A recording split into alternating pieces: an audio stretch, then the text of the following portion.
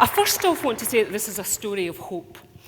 I could make this sound really depressing, and I'm going to show some pictures. I will tell you if they're coming up. If you don't like wounds, I'm sort of slightly inured to them. So, first off, I'm going to tell you we are at a 42-year low for homicide, murder, as we say in Scotland, and it's not low enough. We've reduced the amount of people coming in A&E as a result of assaults by 52%, and it's still not enough. So we've got far to go, so please don't think that I'm complacent about this. And I first off want to say I am not a gangbuster. I seem to have defied some of the media because everybody says, oh, the woman who took on Glasgow's gangs. No, I didn't. The one thing that I really didn't want was violence. I never wanted to meet another murder victim's family. I really don't, but I will. I never want to go and see another guy in prison for murder who's going to be there for the next 15 years, but I will. I didn't want gangs to be part of our young people's multiple choices, but I'm sure they still will. So, we have much to do. And it's really interesting, so let's dispel some myths. We seem to think that 24-hour news has sort of invented this. So this is actually from the Glasgow Evening News. And you can read it. It's depressing nowadays to take up one's paper and read the daily catalogue of assaults and murders with knives, razors and other lethal weapons. Slashing and stabbings are becoming so common that they appear to be part of our modern youth's recreation. That's from 1930. It's been around for a very long time. And we had Percy Silver, who was a chief constable between the wars. He then went on to lead MI5. And we had No Mean City, which was a really popular book written about the 1930s about gangs in Glasgow and City of Gangs. There was a really famous poem about Percy Silver because he developed the Untouchables. They were the group of the biggest, hardest cops. And they really just went out and lifted everybody who had a knife. And you immediately got 7 years. And the poem said that Silvertoe kicked a razor down the stank, the drain, and that was the end of the razor gangs. Well, no, it wasn't. Things didn't just stop, because they never do. So 2004, people have mentioned this. The United Nations had come out and it said that Scotland was the most violent country in Europe and Glasgow was the most violent city. You can imagine that Visit Scotland was bloody delighted, you know? And I never really then got invited to any of their civic dues. And it's really interesting because we were really good. We are fantastic at detecting murders. We had a 98% detection rate. Because if you think about it in the criminal justice solution, so an offence is committed, we then report it, we then investigate it, it's then detected, somebody goes to jail. That's a criminal justice model. We've been doing it for hundreds of years, really effective, filled the jails. Hasn't prevented anything. And when I wrote the first report and I said to the Chief Constable, you've not really made a great deal of difference despite the best 30 years of policing in preventing violence. Now, he didn't send me to the traffic department, which is normally where you would get sent.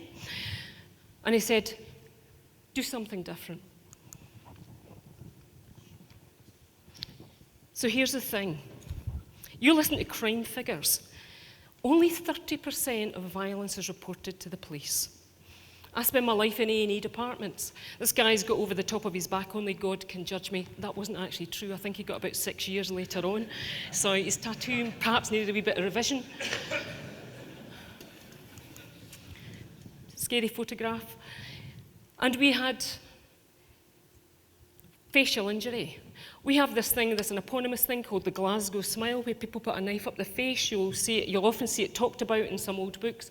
It's a serious facial injury. Incredibly, it's catastrophic.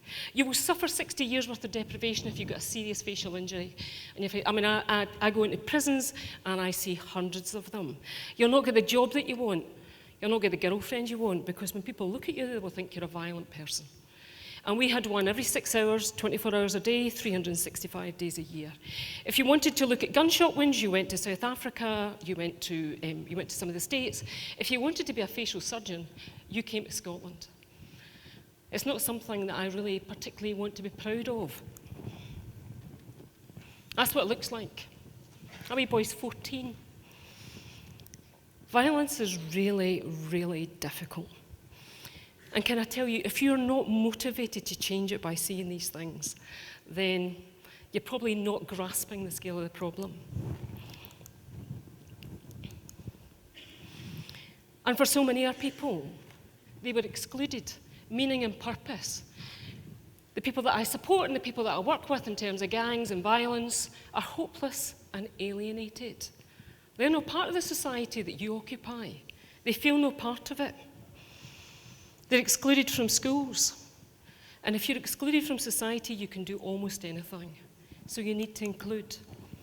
And so we tried to change the process. So we started to look at violence as a contagious process, because we've been trying that criminal justice thing for absolute ages, and it really hadn't worked. So I want you to spend a wee bit of disbelief and start to think about how you catch violence, how you pass it on, then how you start to treat it. So first off, it is a wicked problem. People always wanted me to start up here when I had a homicide. But actually, violence is transmitted through.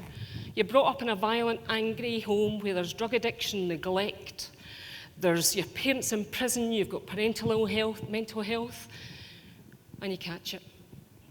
Now, there's a dose-related response. How often that you're actually exposed to violence depends on whether you pick it up, and you may be traumatised by it, but you may not develop it. And then what happens is you go out in communities and you'll meet other boys and girls like you. This is a violence map. This is our old gang territories. Some of them have been around since the 1930s. Sometimes the parents keep it going. Don't go there, that's a Gallagate, that's a toy. And you'll see that you've got murders and attempt murders, and it's clustered in areas. There was quite a lot of people. When you started to unpick and started to do some surveillance and try to work out the amount of people that were actually involved in it, there was many. My name is Legion, for we are many. And it starts to become overwhelming. If you look at some of the paper story, the stories in the papers, you can imagine why people think, I just don't know where to start. When we started, I went to the prison service and I said, I want to do violence reduction. They said, it's too big, don't bother. Because they were right up here. And I never went back to see them. Because you only get 3 choices if you're going to try and do something. You need to lead, you can follow, or you can get out the way. So, what did we do? If it's an infection, this is what WHO would do. If you had measles or you had TB or you had another disease, they first interrupt transmission. How is it transmitted? Secondly, you change the behaviour. And third, you change the norms. You'll see at the very bottom there, we wanted Scotland to be the safest country in the world. And I still do, and I've worked relentlessly on it for the last 15 years. So I'm just going to give you a quick counter. I'm going to make this sound really simple. You can speak to me later and I'll tell you how complex it is. So firstly, you interrupt the transmission. Parenting. I was in the police for a very long time.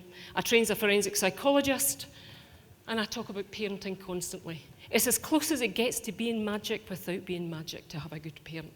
Keeping kids in school. One more kid in school is one less kid you'll have in jail. And I speak to teachers frequently about having 0 exclusion. We try and break the cycle. We interrupt the transmission. We focus on the teachable moments. The moments when you are motivated to change your behaviour. I always used to say it was the 1st of January when I was trying to get the zip up in my skirt, and I thought I needed to get back out running. People are motivated to change their behaviour at a whole range of times. When their children are born, when they're injured, often in a dental chair. If I punch you in the face, which I'm not going to because I'm violence reduction, you're most likely to lose your teeth. You can't put up with dental pain. So what we used to do is we used to intervene in dentist chairs. This isn't an injury I would normally see in my chair. You're in a safe place.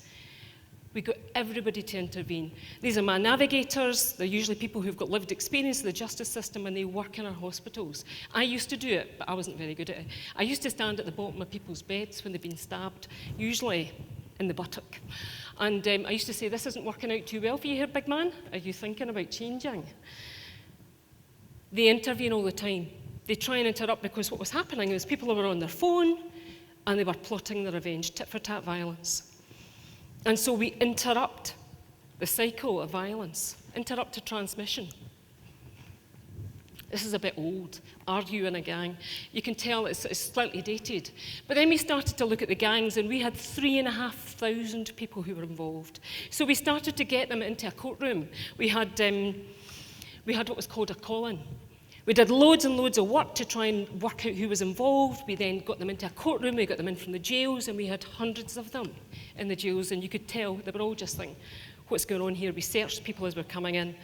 And we had the chief constable who stood up and he said, and he flashed their pictures around the room. And he said, that's it.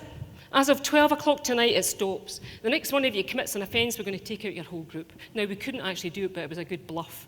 And you could see people there, you know, like, because they're there and you're the police and they're like, come ahead. You know that? Because you've got a common enemy. And then we got parents. We got a parent in of a murder victim who started to talk about, she went in and she talked about going in to see her boy's room who died previously. And she said, no, I'll never get over it. And at that point, I suddenly realised that actually all these young men who were very violent loved their mothers, because you could see them sniffing and crying. And then we had a surgeon who stood up, and he was an expert in maxillofacial surgery, and he used to fix babies' cleft palates. And then he started to show the wounds, and you've just seen some of them. They're actually really nice wounds. They're very clean, and they've all been cleaned up. And they started to show some of the wounds, and he said, see, when you get injured, you go right to the very top of the queue. So all my other babies that I'm trying to fix up, they go at the very end. So I've got a waiting list for babies with cleft palates. And then we gave them an option. We said, if you want out, you can phone us 24 hours a day, 7 days a week. We'll be out. We'll have a plan for you. We'll come back again and again and again, because not everybody succeeded the first time. And it's really interesting when we did it the first time. I actually thought we'd get nobody, and we were overwhelmed. That lifestyle is awful. That lifestyle is dreadful. Imagine going out every single day and being so stressed that you think you might get stabbed, that you might never come home. You lead lives of chronic stress. For those that have been in this lifestyle a very long way, they will become chronically ill. They release cortisol, the stress hormone, consistently. Starts to lead to an inflammatory process in your body, and you get C-reactive protein, which makes the lumen of your arteries sticky. It's why we die young in Scotland, not just because of the weather. And then what you have to do is you have to create a movement. I speak to everybody. I'm speaking to you.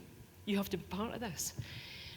I get fire officers to do it. I get dentists to do it. I speak to faith groups. I speak to everybody, and I say, do something. Because no one's safe until everybody's safe. So you have to do something. And the standard you walk by in the society is a standard that you accept. And we have got tens of thousands of people who do stuff. Don't think that it's me that's done it. I've got early years people. I've got teachers who've done the most spectacular things. I've got dads, and I've got mums, and I've got communities, and I've got politicians, and it is a movement that I'm incredibly proud of people that have just done the most extraordinary things.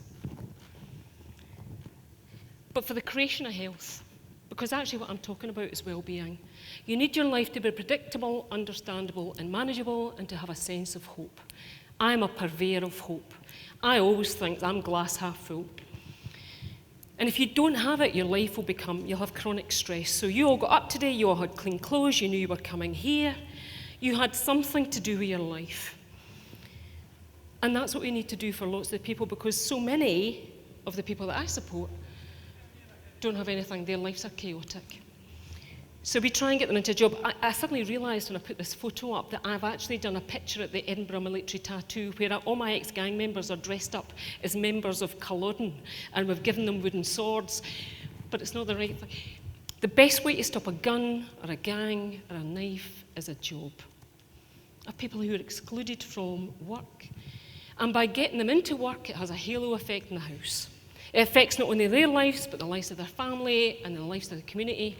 And in so doing, it changes the country. Somebody once asked me, tell me the one thing that I should do to reduce violence. And I said, had I known the one thing to do to reduce violence, I'd have done it 15 years ago and then ridden off into the sunset and said, that's it, fixed. There is no one thing. And I came across this in the New Yorker recently. And it probably explains everything that I try and do around treating violence as a disease. And he says, epidemics seldom end with miracle cures. Most of the time in the history of medicine, the best way to end disease was to build a better sewer and get people to wash their hands. Merely chipping away at the problem around the edges is usually the best thing to do. Keep chipping away patiently and eventually you get to its heart. To read the literature on crime before it dropped was to see a dystopian despair. You had to end poverty, eradicate the ghettos, or declare war on the broken family. The truth is, a series of small actions and events ended up eliminating a problem that seemed to hang over everything. There was no miracle cure, just the intercession of 1,000 small sanities. Thanks very much.